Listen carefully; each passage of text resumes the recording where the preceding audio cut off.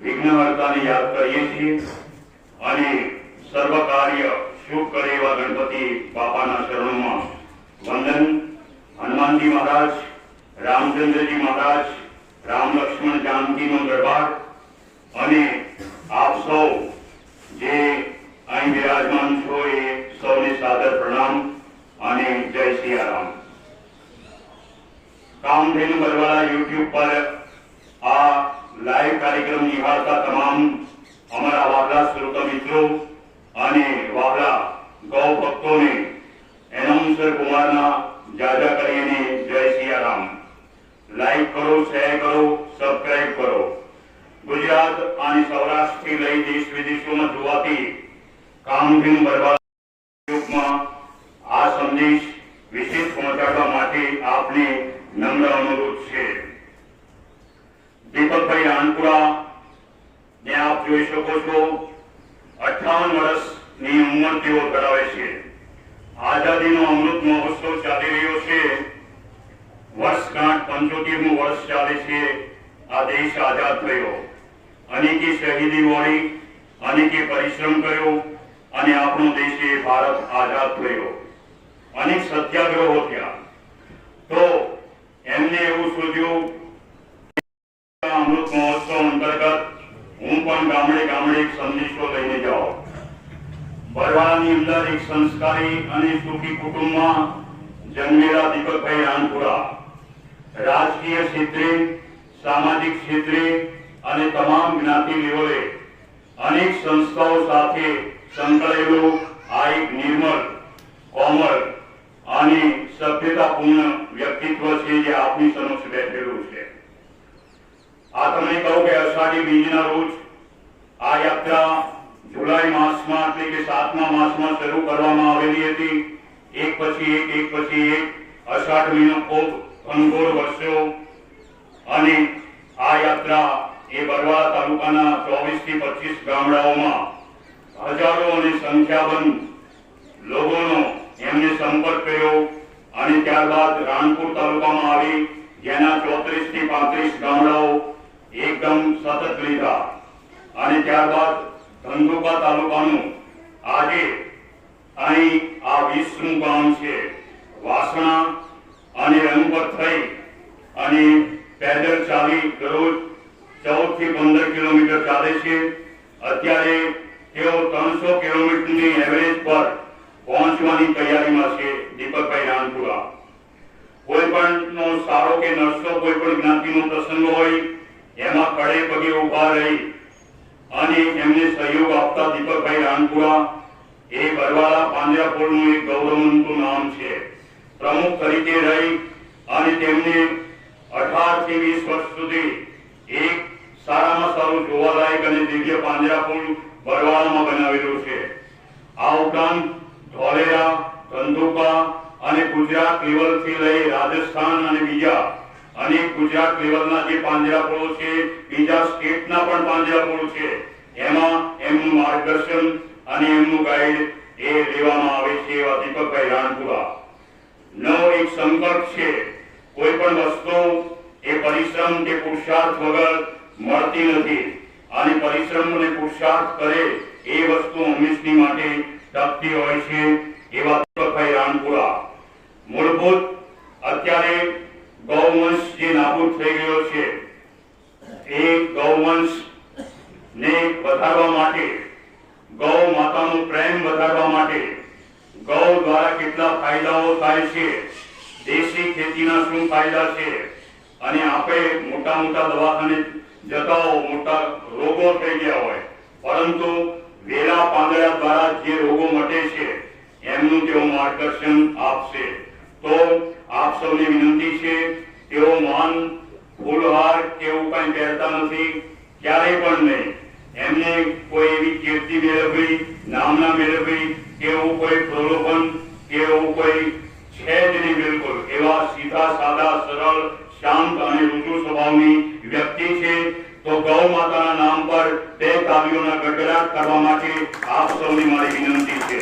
હવે હું શ્રી દીપકભાઈને કહું છું કે દીપકભાઈ એ પોતાનું વિચારો રજૂ કરે. દીપકભાઈ રાણપુરા.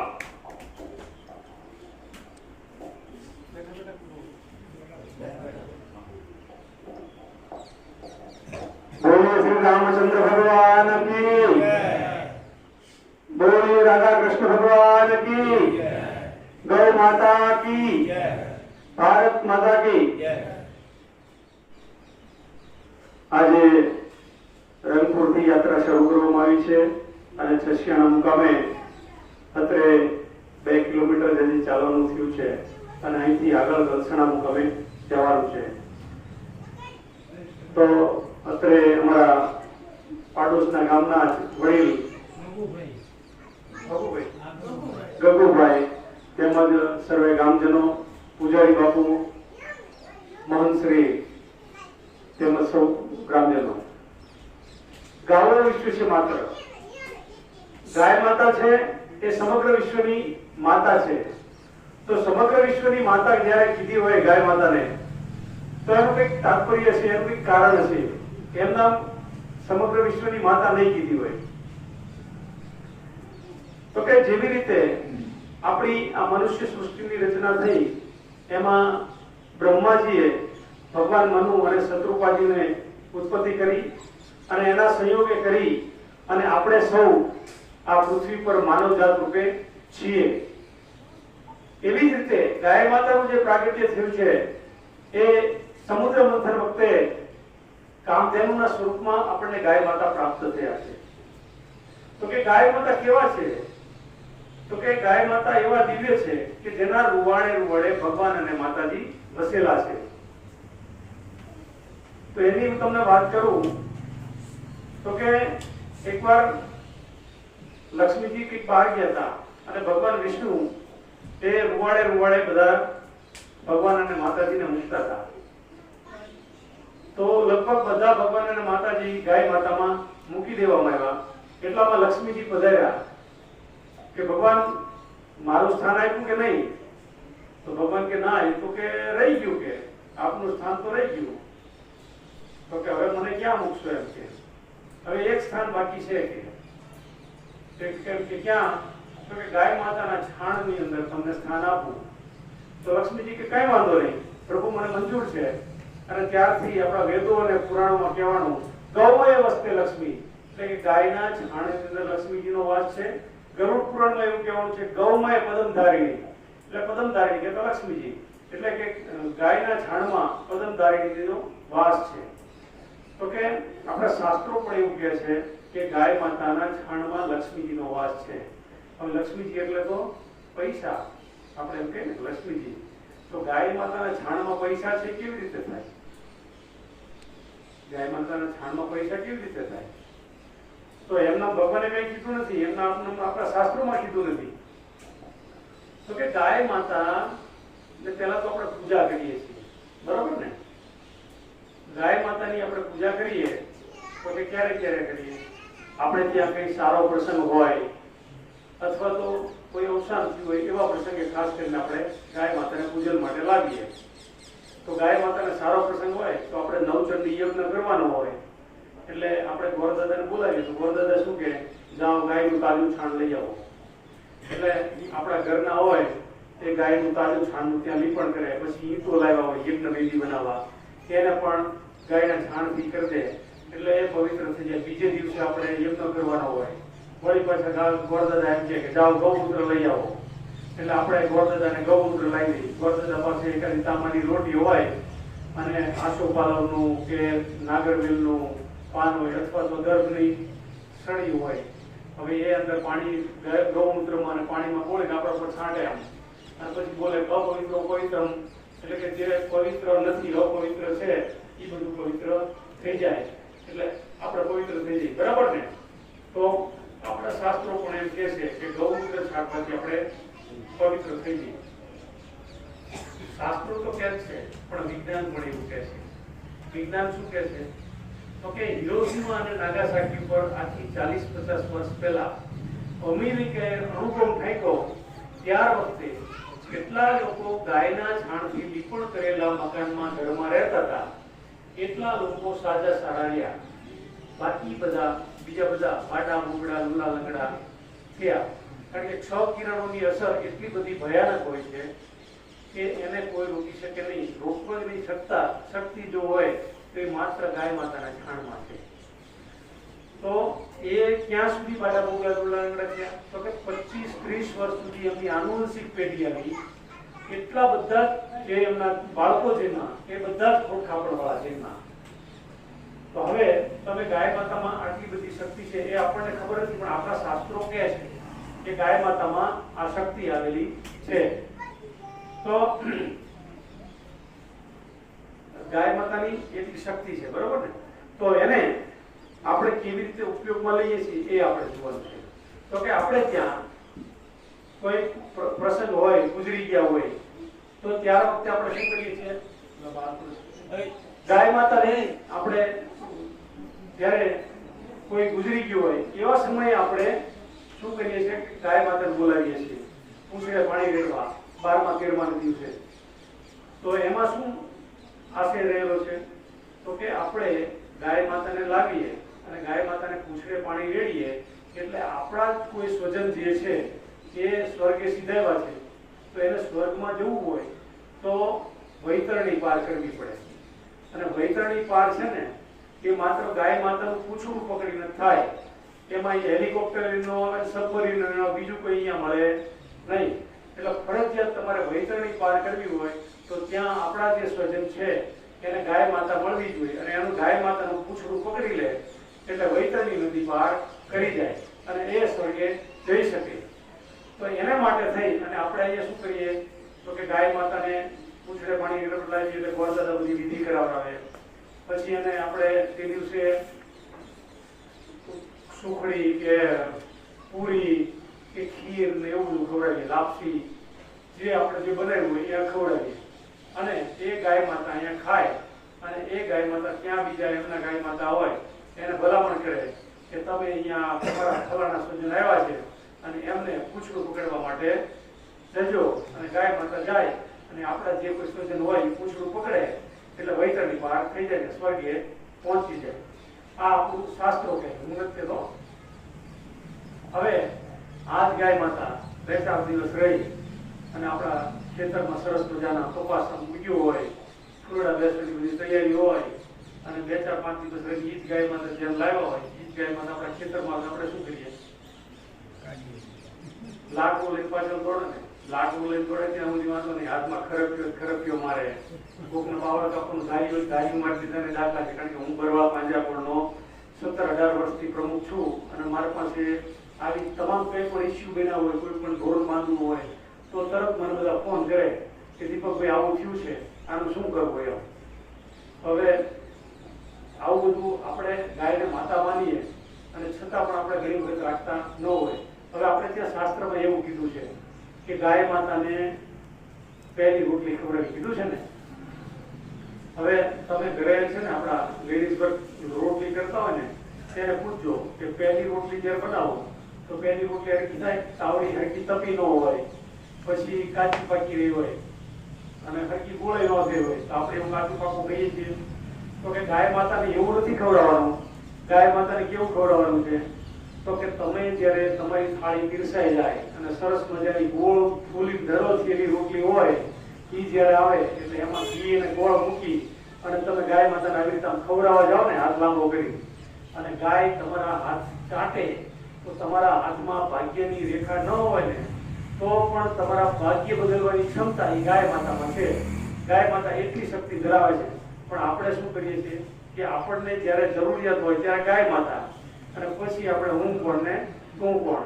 પણ આપણે ઘણી વખત કેવું હોય કે બધા માતાજીને માનતા હોય, કોઈ બીજા ભગવાનને માનતા હોય, કોઈ સૂર્યદાદાને માનતા હોય, તો પછી આપણે શું કરીએ કે આપણે કંઈક પ્રસંગ હોય, પ્રસંગ એટલે ઇન ધ સેન્સ કંઈક થતું હોય કામ, આપણું વટવાયેલું કામ હોય તો આપણે કંઈક હે માતાજી મારું આ કામ થઈ જાય તો હું તને હવાશેરની ભૂખડી કરવાડીશ, હવાશેરની લાપસી ખવડાવીશ, કા 2 દીવા કરીશ. તમે તમારી આજુબાજુમાં કોઈને દેશી ગાય હોય, ગીર ગાય હોય, કાંકરેજ ગાય હોય તો એવી ગાય માતાની બાધા રાખીને ખતરો કરજો કે હે ગાય માતા. અને ગાય માતાને બંધાવવાની રીતે મારું 1.5 મહિનામાં કામ થાય. કારણ કે 33 કોટી દેવતાનો વાસ છે. ગાય માતામાં બધા દેવી દેવતા સમાયેલા છે. અને કોઈ પણ હોય, સાહેબ ભગવાન રામને પણ જ્યારે પૃથ્વી પર અવતરવાનું હતું ને ત્યારે વખતે પૃથ્વી માતાએ ગાય માતાનું રૂપ લઈ અને ત્યાં કીધું કે તમે હવે ભગવાન તરીકે તમે જન્મ લો એમ કે ત્યારે ભગવાન રામ પૃથ્વી ઉપર આવ્યા છે. કૃષ્ણ ભગવાનની તો વાત જ જવા દો. કૃષ્ણ ભગવાનના તો ઈષ્ટ ગાય માતા હતા. સાહેબ 5 વર્ષની વયે જ્યારે એમને ગાય ચરવવા યશોદા માતાએ મોકલ્યા ને ત્યારે યશોદા માતાએ પાદુકા આપી હતી. ત્યારે ભગવાને ના પાડી હતી કે આ મારી ગાય માતા એ મારી ઈષ્ટ છે અને હું મારા દેવને ચરાવવા જાઉં તો મારે ચપ્પલ ન પહેરાય. અને એ વખતે સાહેબ એ ઉઘાડા પગે એમને જ્યાં સુધી ગાયો ચરાવડાવી ત્યાં સુધી એ ઉઘાડા પગે ગાય માનવી પડે. તો કે એવી ગાય માતા, હવે એક એવી ગાય માતામાં શક્તિ શું છે? તો કે ગૌમય વસ્તે લક્ષ્મી કીધું ને મેં. તો કે ગાયના છાણમાં 1 ગ્રામ ગાયનું છાણ લો ને 3 કરોડ કરતા વધારે બેક્ટેરિયા રહેલા છે. અને એ બેક્ટેરિયા કેવા છે? તો કે તમારી જમીનને નવપલ્લવિત કરવાની ક્ષમતા એ ધરાવે છે. પણ હવે આપણને ખબર નથી કે નવપલ્લવિત કેવી રીતે કરવાનું. એ ભૂલી ગયા આપણે. ભૂલી શું કામ ગયા? તો કે 1858માં અહીંયા અંગ્રેજોનું રાજ હતું. એ વખતે એક ટોમ ક્રુક અને બીજા 2-3 સર્વેયરો આવેલા. એમને આખા દેશમાં બધી જગ્યાએ સર્વે કરાયો. 2-3 લોકો હતા અને જુદા જુદા વિભાગમાં એમને સર્વે કર્યું. અને એ સર્વે કરી અને એમને જાણ્યું કે ભાઈ ભારત દેશ છે એ સોનાની ચીડિયા છે. સોનાની ચીડિયા છે એ તો ઠીક છે, પણ એટલો સાક્ષર છે કે આપણો વિભાગ જે છે ને એ 97% લોકો ભણેલા હતા. અને કેરળ સાઈડ જે રહ્યું દક્ષિણ એ 100% સાક્ષર લોકો હતા. ત્યાં એક પણ માણસ એવો નહોતો કે અભણ હોય. અને આપણું શાસ્ત્રો એટલા બધા પાવરફુલ હતા. આયુર્વેદ શાસ્ત્ર, કૃષિ પદ્ધતિ કે એમાં કોઈ ખામી નહોતી. અને તમે આમ જુઓ ને તો આપણા જીરોની શોધ છે એ આર્યભટ્ટે કરી. પહેલા કોઈને 1 થી 100 સુધી નહોતું આવડતું. એ 1 થી 100 સુધી આપણા આર્યભટ્ટે જ્યારે જીરોની શોધ કરીને ત્યારે દુનિયાને બધું આવ્યું છે, લાખ ને કરોડ ને બધું. નહીતર કોઈને ગણતા નહોતું આવડતું, બધા પાણા મૂકી ગણતા હતા. પણ એ બધું આપણું ભૂલાડી દીધું. કોણે ભૂલાડ્યું? તો કે અંગ્રેજોએ 1858માં કાયદો પસાર કર્યો કે સંસ્કૃત પાઠશાળાઓ જે છે એને બેન કરવી, એટલે કે બંધ કરવી અને કોન્વેન્ટ શિક્ષણ પદ્ધતિને લાગુ કરવી. હવે કોન્વેન્ટ શિક્ષણ પદ્ધતિને લાગુ કરી એટલે શું થયું? કાયદો બની ગયો. કાયદો બન્યો એટલે જેટલા સંસ્કૃતના વિદ્યાલયો આવતા હતા એ વખતે 7.5 લાખ જેટલા ચાલતા હતા આપણા સંસ્કૃત પાઠશાળા. અને એ વખતે 8.5 લાખ જેવી ટોટલ ગામડાઓ હતા. હવે એ બધા ગામડાઓમાં એટલે કે એક ગામ દીઠ એવરેજ લગભગ 1 કરતા સહેજ ઓછી હતી. કોક જગ્યાએ 2 ગામ નાના હોય અને એની વચ્ચે હતું, પણ એક ગામ દીઠ 1 સંસ્કૃત પાઠશાળા હતી. અને એમાં બધું શું શીખવાડતું હતું?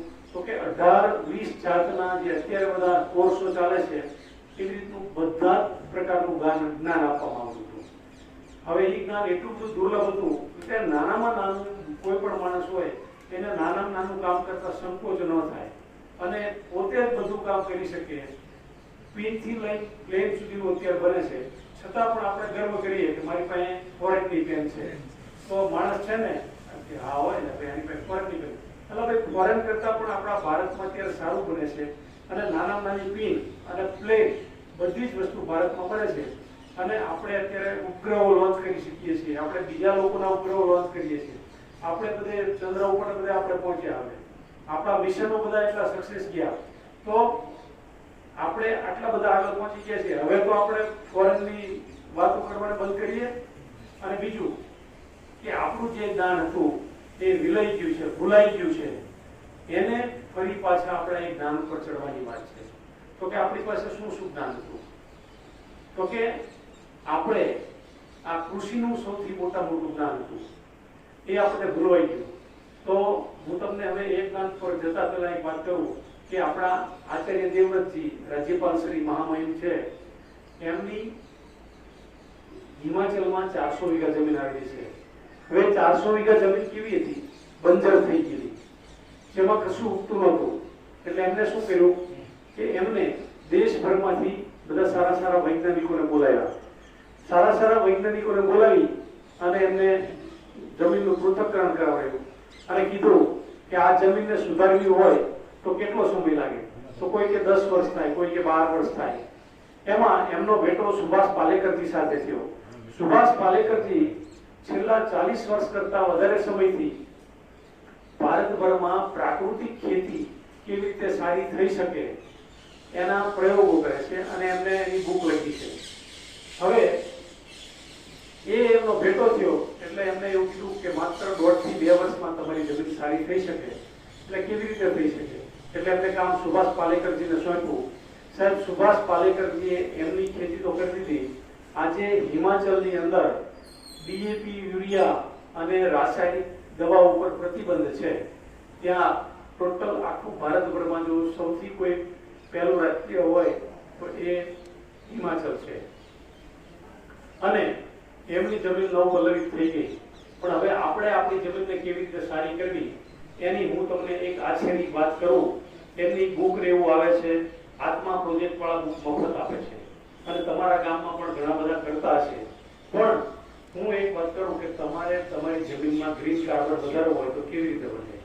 તો કે તમે જ્યારે આપણે પચ્યું તૈયાર કરો એ વખતે તમારે એક કરવાનું કે પચ્યું આની પર પચ્યાની તૈયારી કરો, સાથે સાથે તમારે લીમડાના પાન એક ડ્રમ ભરી તોડી લેવાના, એમાં એનો જ્યુસ કરી નાખવાનું અને એમાં એરંડીનો ફળ નાખી દેવાનો. અને જ્યુસ ન કરવો હોય તો લાંબો સમય સુધી પાન રહેવા દેવો પડે, પણ જ્યુસ કરી નાખો તો એ વધારે સારું છે એટલે જલ્દી પડે.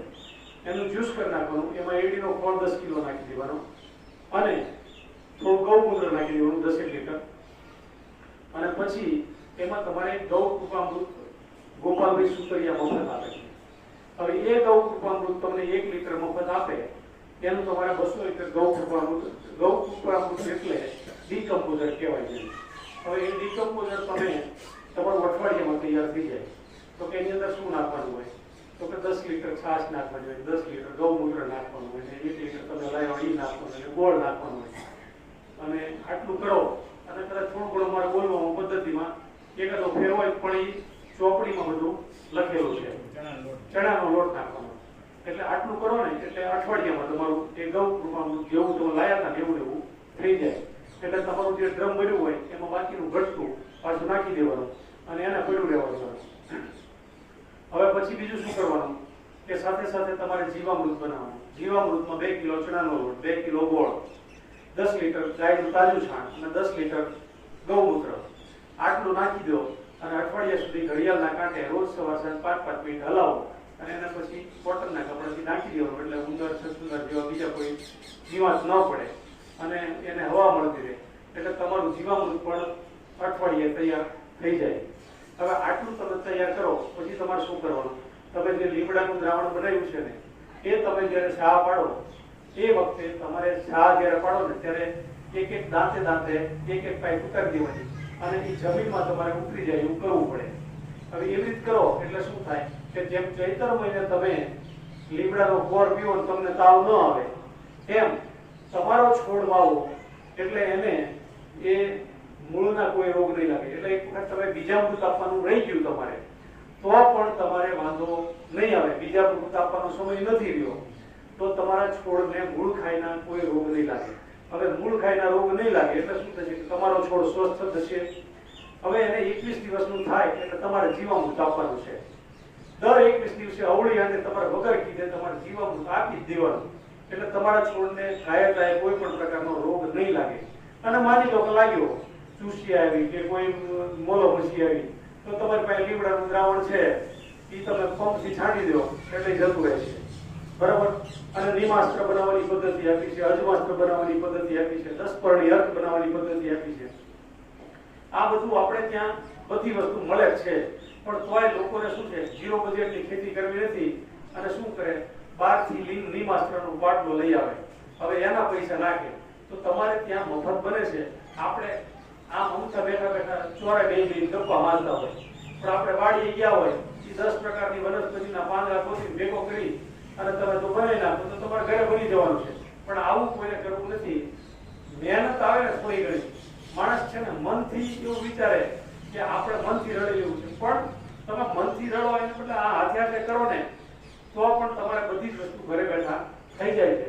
તો આ બધી પદ્ધતિ અપનાવો એટલે 100% તમારે ઉત્પાદન આવશે. અને માની લો કે ઘણી વખત એવું કહેવાય કે પહેલા વર્ષે ઉત્પાદન ન આવે અને પછી બીજા વર્ષે થોડુંક આવે, ત્રીજા વર્ષે આવે, પણ હું તમને એમાં પણ બીજું સપોર્ટ એ આપું કે માની લો કે તમારે છે ને પહેલા વર્ષથી જ ઉત્પાદન જોતું હોય ને તો તમારે એવું કરવાનું, બીજા જૈવિક અને બીજા ઘણા બધા ઉપાયો આવે છે, કેપ્સ્યુલો આવે છે, બધી ગામમાં મળે જ છે, તો એનો પ્રયોગ કરી લેવાનો. પણ એકવાર આ ખતરો કરો તો 100% તમારું ઉત્પાદન આવશે જ, તે ઉતારો ઘટશે નહીં. અને છતાંય તમને બીક હોય ને તો તમારે શું કરવાનું કે તમારી પાસે 50 વીઘા જમીન છે, તમે 5 વીઘામાં ખતરો કરો. હું તમને કહું, બળદેવભાઈ સોરઠિયા છે, બોટાદ મહામંત્રી હતા, એની વાડી અહીંયા નાની વાવડી અને બોટાદની વચ્ચે આવેલી છે.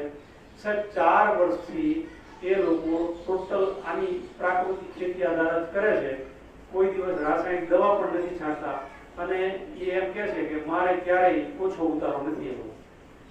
ઈવન ગુલાબી ઈયળ આવે ને તો ગુલાબી ઈયળમાં તમે રાસાયણિક દવા છાંટો એના કરતા 10 પરણી અર્ક અને દૂધ ને એ બધું નાખીને તમે જે બનાવો છો ને એનું રિઝલ્ટ, ગોળ ને એ બધું નાખીને બનાવો ને એનું રિઝલ્ટ સારામાં સારું છે. તમારે ઓલામાં ઈયળ મરે ને એમાં 100% મરી જાય. આવું હું નથી કહેતો, અમારા એ બળદેવભાઈ કહે છે અને એમને મને જીધેલું છે કે આવી રીતે કરવાનું. તો આપણને ઘણી વખત ખબર નથી હોતી, એટલા માટે આપણે હેરાન થતા હોઈએ. તમારા પાનમાં તમારે છે ને કોઈ પણ પ્રકારનો રોગ આવે ને તમે ફોટો પાડીને મને મોકલજો. મારી પાસે એવા ઘણા બધા, મારી કરતા 1000 ગણા નોલેજ વાળા માણસો છે કે તમારે શું કરવું, તમે ફોટો મોકલો વ્યવસ્થિત પાડી, એટલે હું ફોટો એને મોકલી દઉં, એ મને તરત જ એમ કે તમે આ વસ્તુ ચડાવી દો, આનાથી 100% રિઝલ્ટ આવશે. તો આ બધું અવેલેબલ છે આજના વિજ્ઞાનમાં, અને આપણે ચોક્કસ પ્રાકૃતિક ખેતી કરી શકશું એની હું તમને ખાતરી આપું છું. પણ થોડુંક શું છે, હિંમત કરવાની જરૂર છે, અને તમે તબક્કાવાર કરો. તમારે તમને હું પંજાબના ભટિંડા જિલ્લાની વાત કરું તો એ લોકોએ એટલો બધો યુરિયા, ડીએપી, ફોસ્ફરસ બધાનો પ્રયોગ કર્યો, સલ્ફરનો, અને પુષ્કળ પછી દવાઓ પણ છાંટવી પડી. આજે ત્યાં ઉત્પાદન ઘટી ગયું છે. એ કેવું છે ખબર છે કે આપણે નાના હોય ને આપણો કોઈ ભાઈબંધ હોય ને ત્યાં માવો તોડીને ખાતો હોય, પછી આપણને શું કહે, એટલે એક કટકી એટલે ભલામણ, એટલે આપણે નાના પૂરા એક કટકી કહી નહોતા. એક કટકી શું હોય, એ એક કટકી ચાલુ કરી હોય ને મહિનો 1.5 મહિનો થાય ને તો એક કટકી વાળો માવાય ચડે. પછી એકાદ વર્ષ થાય ને તો એ માવા વાળો હોય ને એ 10 માવાય ચડી ગયો હોય. પછી એમાંથી પડીકી આવે ને એમાં તમાકુ આવે, જે આવે એ બધું હાલે. એટલે જમીનને પણ એવું છે કે તમે જ્યારે આ ક્યાંથી થયું તો કે આઝાદી આવી ને, એટલે આઝાદી આવ્યા પછી 15-17 વર્ષ થયા ને એટલે હરિત ક્રાંતિના નામે આપણને એક પવન ફૂંકાણો કે ઉત્પાદન ખૂબ વધે, હરિત ક્રાંતિ આવી એમ, અને એનો ખૂબ પ્રચાર પ્રસાર કર્યો. હવે ખૂબ પ્રચાર પ્રસાર કર્યો એટલે લોકો છે ને દીકતા એવો વીકતા એની જેવું થયું. એટલે લોકોએ શું કર્યું, એનો પ્રયોગ કરવાનું ચાલુ કર્યું. હવે તમે જ્યારે પહેલી વાર ડીએપી નો પ્રયોગ કર્યો છે ને ત્યારે તમે 5-7 વીઘામાં 1 થેલો નાખ્યો છે, સમજ્યા? પછી ધીરે ધીરે એ પ્રમાણ કેટલું થતું ગયું હોય, આજ વીઘે 1 થેલો નાખવા માંડ્યા છો કદાચ, કે 2 વીઘામાં 1 થેલો નાખતા છો. અને એવી રીતે યુરિયાનું પણ એવું છે કે એ વખતે 5-7 વીઘામાં 1 થેલો નાખ્યું હોય, અને હવે શું થયું હોય કે વીઘે 1 થેલો નાખવા માંડ્યા હોય. તો અને પછી 2 વાર નાખે, પહેલા એકવાર નાખે, વળી પછી પાછું મહિનો 1.5 મહિનો થાય એટલે નાખે ફ્લાવરિંગ ટાઈમે. તો આ બધી વસ્તુ છે ને બંધાણી થઈ જાય, અને હજી 10 વર્ષ જાય ને પછી તમારે 1 થેલામાં 2 થેલો 1 વીઘાએ નાખવો પડશે, તોય નહીં પાકે. એટલે અત્યારથી આપણે પાછું વળવાની જરૂરિયાત છે. અને બીજું, એની આડઅસર જે થઈ પંજાબમાં કેટલી થઈ એની તમને વાત કરું તો કે પંજાબમાં હવે ઉત્પાદન આવતું બંધ થઈ ગયું, ઓછું થઈ ગયું. હાવ જાજુ બધું નાખે તોય ઓછું ઉત્પાદન આવે. અને એની આડઅસરમાં શું થયું તો કે ત્યાં ઘરે ઘરે કેન્સરના રોગો થયા. હવે ઘરે ઘરે કેન્સરના રોગો થયા. આજે પંજાબમાં ભટિંડાથી દિલ્હી પણ દર ડબે 15-20 કેન્સરના રોગી હોય, એટલે એનું નામ કેન્સર એક્સપ્રેસ પડી ગયું છે. હવે આપણા ગુજરાતમાં આવી પરિસ્થિતિ કરવી છે આપણે? જો ન કરવી હોય તો તમારે અત્યારથી જાગવું પડે અને પ્રાકૃતિક ખેતીનો પ્રયોગ કરવો પડે. તમે પ્રાકૃતિક ખેતી અત્યારથી વળશો ત્યારે આજે 5 વીઘા, આવતા વર્ષે 10 વીઘા, અને તમે 100% 2-4 વર્ષની અંદર તમે પ્રાકૃતિક ખેતી ઉપર ચડી જાઓ તો તમારે ત્રીજા વર્ષે તમારે એટલું જ ઉત્પાદન આવશે, કઈ ઘટાડો નહીં આવે અને તમને નુકસાન પણ નહીં જાય. અને બીજો ફાયદો શું થશે કે તમે ઘઉં પ્રાકૃતિક ખેતીથી કર્યા છે ને, એ ઘઉં અને ડીએપી યુરિયાથી કરેલા ઘઉંનું તમારે માફ કરવાનું. જેટલા પ્રાકૃતિક ખેતી છે જેટલા ઘઉં હોય એને બે એક સરખા ડોલ લેવાની, 20 કિલોમાં એટલી ડોલ લેવાની તમારે. તો પ્રાકૃતિક ખેતી કરેલા ઘઉં છે ને એ 20 કિલો થયા હોય ને, તો આ બધું ડીએપી યુરિયા વાળા ભરવાના 17 થી 18 કિલો થશે. 3 કિલો વજન તમારું વધશે. કારણ કે શું કામ કે એમાં ન્યુટ્રિશન્સ છે એ ભરપૂર છે અને એમાં રોગ થવાની શક્યતા નથી. અને આપણે કોઈ માટે ન કરીએ ને તો કઈ નહીં, તમે ખાલી એટલું વિચારો કે તમારા મા બાપ કે તમારા દીકરા દીકરી, તમારા ભાઈ બહેન અને તમારા કોઈ આડોશી પાડોશી સારા હોય, તમારા જેની પર લાગણી હોય કે તમારા ભાઈબંધ હોય, આટલા લોકોને તમે સારું ખવડાવો. એના માટે ઘઉં કરો, બાજરો કરો, જુવાર કરો, જે કંઈ તમે વાવો, મકાઈ કરો, તો એ તમે આવું પ્રાકૃતિક ખેતી વાળું કરો અને એટલાને ખવડાવો, તમને 100% ફાયદો થશે. બીજો ફાયદો શું થશે કે પ્રાકૃતિક હશે ને એટલે તમારે એનો ભાવ પણ વધારે આવશે. લોકોને ખબર પડશે કે આપણી પાસે પ્રાકૃતિક છે તો એ તમને 100% તમારી પાસેથી વેચાતું પહેલા લઈ જશે. અને આ તમારા 550 ના મણ ઘઉં વેચાતા હોય ને તો ઓલા 800-900 રૂપિયામાં વેચાશે. એટલે આ એક કરવાની જરૂર છે. અને બીજું શું થયું છે કે આપણે ડીએપી યુરિયા આનો બધો વપરાશ ખૂબ કર્યો એટલે આપણી ઘણી બધી વનસ્પતિઓ નાશ પામી છે. છતાં પણ હજી આપણે ત્યાં અમુક વનસ્પતિ છે. અને ભગવાન ધન્વંતરી તો સાહેબ, ભગવાન ધન્વંતરી એ આપણને એટલું બધું સારું આપ્યું છે ને કે તમે જે વિસ્તારમાં રહેતા હોય એ વિસ્તારમાં તમને જે રોગ થતા હોય એની દવા સાહેબ એ જ વિસ્તારમાં હોય. આ સનાતન સત્ય છે. પણ આપણને ખબર હોતી નથી કારણ કે આપણને શાસ્ત્રો ભૂલવાડી દીધા. આપણું આયુર્વેદ ચરક ઋષિએ ચરક સંહિતા લખી. સુશ્રુત ઋષિ આજથી હજારો વર્ષ પહેલા 700 પ્રકારની સર્જરી જાણતા હતા. તો આ બધું શાસ્ત્ર હતું. આપણે ત્યાં બ્રહ્માસ્ત્ર હતું ને, તો એ અત્યારનો એટમ બોમ્બ એ બ્રહ્માસ્ત્ર. આપણી પાસે ભગવાન રાવણ જયારે સીતા માતાનું હરણ કરી લંકામાં લઈ ગયો અને લંકામાંથી પછી ભગવાન રામ જયારે અયોધ્યા આવ્યા ત્યારે શેમ આવ્યા હતા? પુષ્પક વિમાનમાં આવ્યા હતા. તો એમાં પાયલોટ હતો.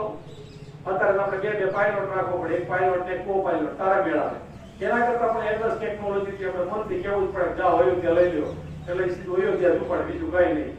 તો આટલી બધી સરસ ટેકનોલોજી હતી, એ બધું આપણા શાસ્ત્રો આપણા ભૂલવાડી દીધા. તો હવે જ્યારે આપણે આ આયુર્વેદ પદ્ધતિ છે એની પર થોડું ધ્યાન આપીએ તો કે ભગવાન ધન્વંતરીએ તમે જે વિસ્તારમાં રહેતા હોય ને એની આબોહવા પ્રમાણે એમાં થતા રોગોની વનસ્પતિ તમને ત્યાં આપેલી છે, પણ આપણને ખબર નથી.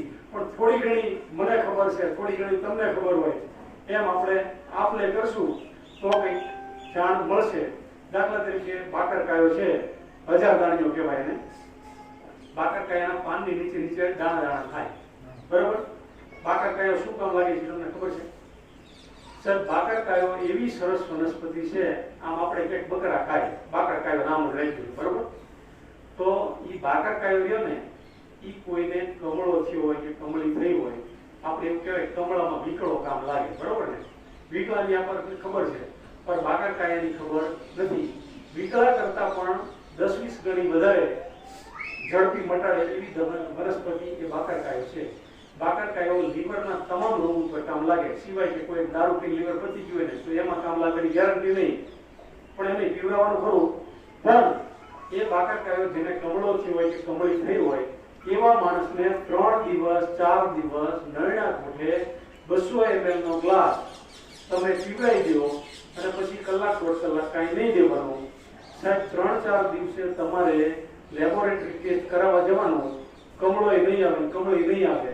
અને આ ભગવાન રામચંદ્રજીના કૃષ્ણ ભગવાન બેઠા છે, એ એને સારું કરી દેશે અને કોઈને સારું થઈ જાય, તમને યાદ આવી જાય તો આ મારી યાત્રા સફળ છે એવું માનીશ, બરોબર?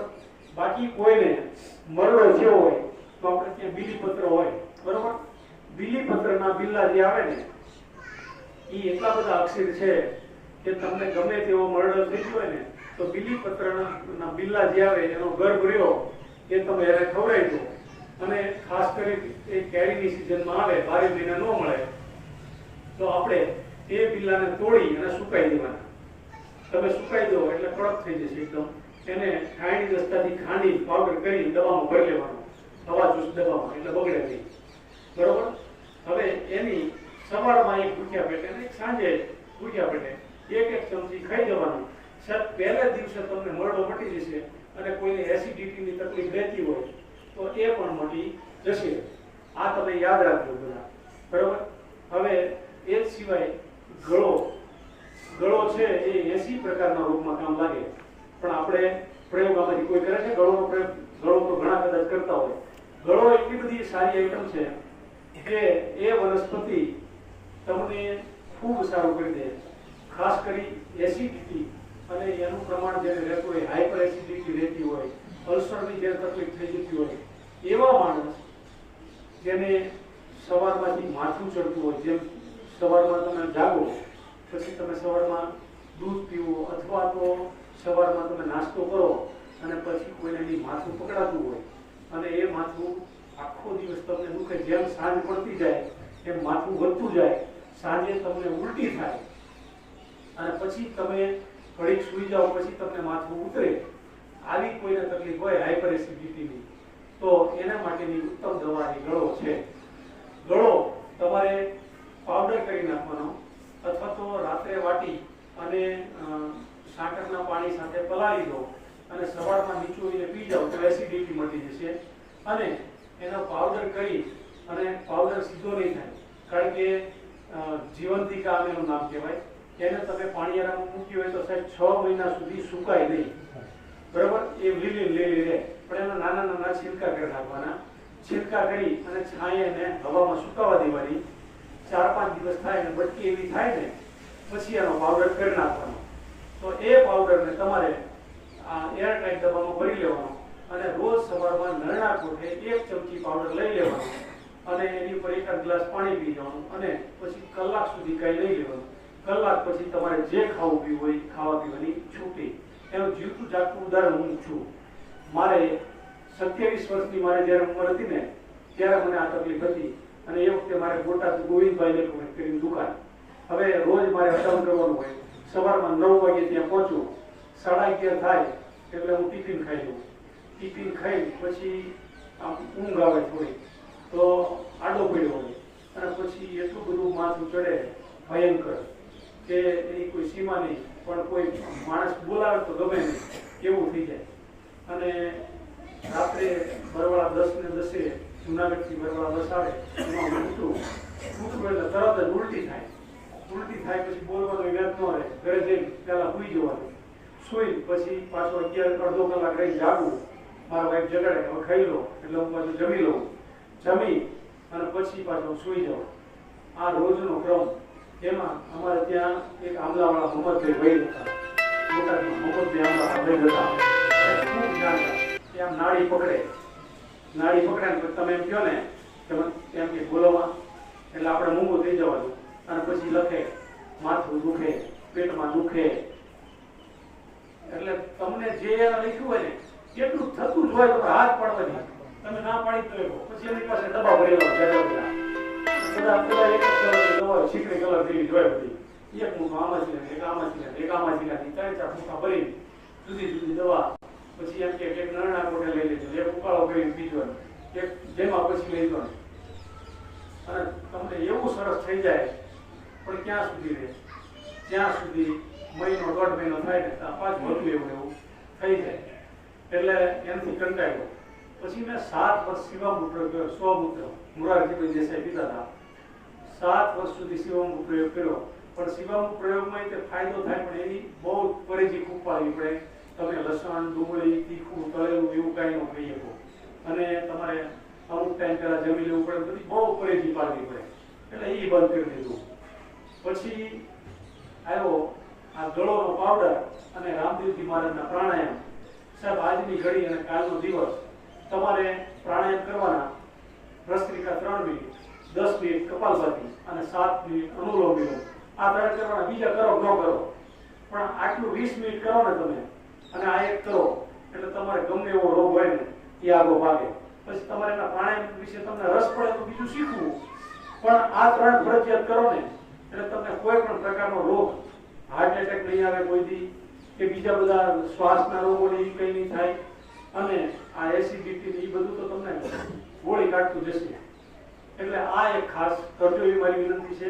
એ સિવાય જવના ઝવેરા, સાહેબ જવના ઝવેરા બધાને ખબર છે જવના ઝવેરા સારું થાય, પણ કોઈ પ્રયોગ નથી કરતા. તમને 350 પ્રકારના રોગ ઉપર કામ લાગે જવના ઝવેરા, અને રોજ તમારે વાવવાના, રોજ મોટું કુંડું લેવાના, રોજ 7, 8, 10 કુંડા લઈ લેવાના, રોજ વાવતા જવાના, અને રોજ વાવતા જાઓ એમ રોજ ઉગતા જાય. 7 દિવસના થાય એટલે તમારે ઝવેરા રહ્યા ને એને તોડી લેવાના. તોડીને આટલી કોળાઈ ભરાઈને કેટલા ઝવેરાનો રસ જ્યુસ બનાવી નાખો તોય વાંધો નહીં, અને દાંતથી ચાવી જાઓ તોય વાંધો નહીં. દાંતથી ચાવી જાઓ તો રેસાય અંદર ઉતારી જવાનું, એટલે તમારા આંતરડાને સાફ કરશે. હવે એનાથી શું થાય તો કે તમને લોહીની કમીના કોઈ રોગો હોય, ઘણી વખત તમને રોગ ડિટેક્ટ ન થતો, તમને ખબર ન પડે કે મને કયો રોગ છે, તો કાંઈ નહીં, આ ચાલુ કરી દેવાનું. જવના ઝવેરા પીવાના ચાલુ કરી દેવાના. તમે મહિનો 1.5 મહિનો લેશો ને એટલે સગે નહીં, તાકાત એટલી છે, બ્લડ કેન્સર હોય ને તો પણ પાછું પાડી દેવાની એનામાં તાકાત છે. એટલે તમે સતત મહિનો 1.5 મહિનો પ્રયોગ કરશો ને એટલે તમારા મોઢા ઉપર એક પ્રકારનું તેજ આવશે. લોકો એમ તમને કહે છે કે શું કરો છો તમે, આટલું બધું કેમ જગારા મારે છે, અને તમને ચાલવામાં થાક નહીં લાગે, તમને કોઈ પણ વસ્તુનો થાક નહીં લાગે, ને આખો દિવસ તમે જાગો ત્યારથી લઈ અને તમે એકદમ ઉર્જાસભર રહેશો. રાત્રે સુવો ત્યાંથી, સાહેબ હું સવારે 6:30, 7 વાગે જાગું, રાત્રે 12 વાગે સુવું ને તો પણ મને કોઈ દિવસ એમ ન લાગે કે હું થાકી ગયો છું. હું ગમે એટલું 150, 200, 300 કિલોમીટરનું ટ્રાવેલિંગ કરીને આવ્યો ને તો મને એમ ન લાગે કે હું થાકી ગયો છું. મને એમ તમે કોક ક્યારે કાંઈ જેવું ચાલો તરત, કારણ કે એ તમારી ઉર્જા આખી એમથી બનશે. તો આ બધા પ્રયોગ કરજો.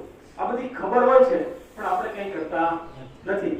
તો આ બધું કરવા માટે હું કહેવા આવ્યો છું. બાકી તમે મારા કરતા આમાં કેટલાય ઘણા વડીલો બેઠા છે, મારા કરતા બી કેટલી દવા. સર એવું કહેવાય કે આંકડાના ફૂલ આવે ને, આંકડો આમ તો કંઈ કામ ન લાગે, પણ આંકડા હનુમાનજી દાદા જે માળા કરીને એના ફૂલ 3-4 દિવસ તમે રોજ 2 ફૂલ ખાવાના, નીચેની લીટી કાઢી નાખવાની, ફૂલ ખાઈ જવાના. તમે 4 દિવસ ખાવ ને તો તમને ઉધરસ મટી જાય એવું કહેવાય છે. અખતરો કરજો, એમાં કોઈ નુકસાન નથી, નડતું નથી કઈ. સાહેબ આના ફીંડલા થોરિયા ઈ તમને હેમોગ્લોબિન વધારે. માણસો ફીંડલા પીવા વેચવા બે છે બોટાદમાં, તમને કહું આપણે વાડમાં થતા હોય, પણ આપણે એનો આપણે પ્રયોગ કરીએ નહીં. ખબર હોય બધી, પણ એ આપણે કઈ પ્રયોગ ન કરીએ. તો આ બધી વસ્તુને યાદ રાખવું, અને બને ત્યાં સુધી એલોપેથી દવાનો ત્યાગ કરવો. બને ત્યાં સુધી તમને રોગ ક્યારે થાય તો કે સીઝન ચેન્જ થાય ને ત્યારે, શિયાળામાંથી ઉનાળો, ઉનાળામાંથી ચોમાસું, ચોમાસામાંથી શિયાળો.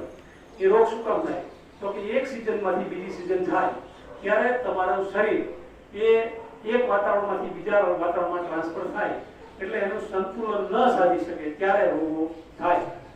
તો તમારે શું કરવાનું એ વખતે તો કે સિઝન ચેન્જ થતી હોય ને ત્યારે ગળો પણ બંધ કરી દેવાનો. અમુક સિઝન હોય તો કે ખટાશ છાશ દહીં બંધ કરી દેવાનું, પછી ખાંડનું પ્રમાણ ઘટાડી દેવાનું, અને ફ્રીજનું ઠંડુ પાણી બંધ કરી દેવાનું. એને બદલે માનો સિઝન ચેન્જ થતી હોય તો સૂંઠ વાળું પાણી પીવો, હળદર વાળું ઉકાળેલું ગરમ પાણી પીવો.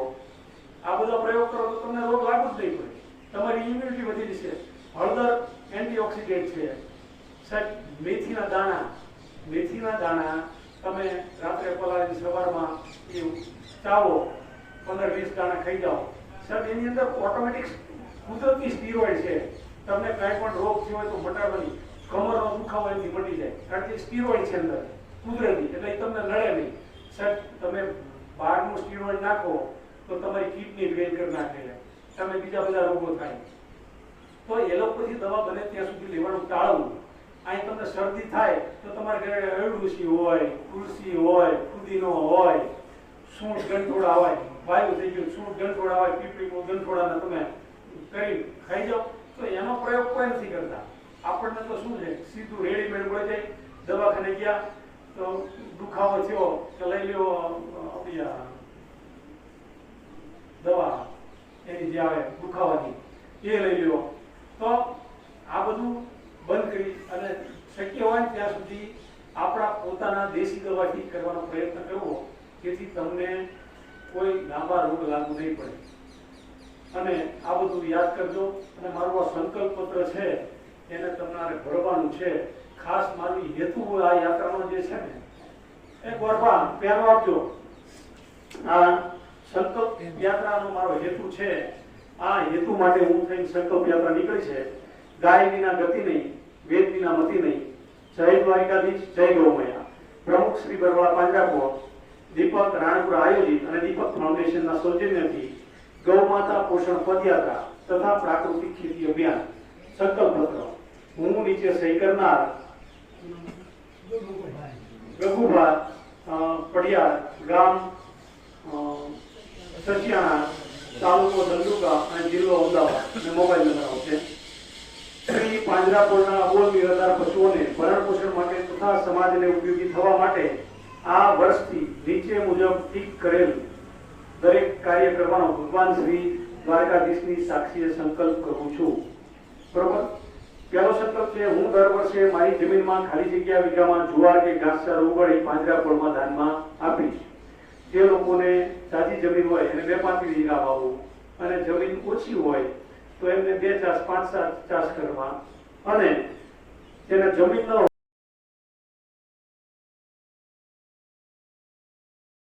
કે 200, 500, 1000, 2000 તમારી શ્રદ્ધા મુજબ પાંજરાપોળમાં દાનમાં આપીશ એવો સંકલ્પ કરવો એવી વિનંતી છે. મારી જમીન ખેતરવાડી ફરતે ગાડા બાવળ જેવા બિનઉપયોગી વૃક્ષો કાઢી લીમડો, પીપળો, વડ, કરંજ જેવા વૃક્ષો વાવીશ. મારી કુલ જમીનમાંથી ખાલી જગ્યા વીઘામાં પ્રાકૃતિક ખેતીનો પ્રયોગ કરીશ. આપણો આ એક હેતુ આ પણ છે કે એના તરફ તમે વળો અને થોડો ઘણો પ્રયોગ કરો એવી વિનંતી છે, જેથી ઝેર ખેત પેદાશો મળે અને રોગમુક્ત સમાજ બને. પછી 5મો સંકલ્પ છે, હું વ્યસનથી મુક્ત બનીશ અને બીજા લોકોને વ્યસનથી મુક્ત બનાવીશ.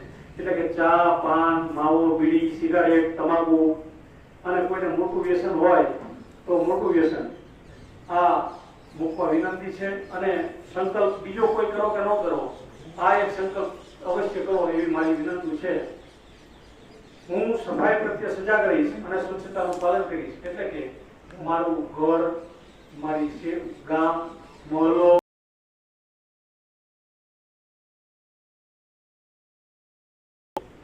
હું હંમેશા માટે કોઈ પણ અભક્ષ વસ્તુનું સેવન કરીશ નહીં, જેથી જીવોને અભયદાન મળે અને મારા શોખ માટે જીવનો વધ કરવો પડે નહીં.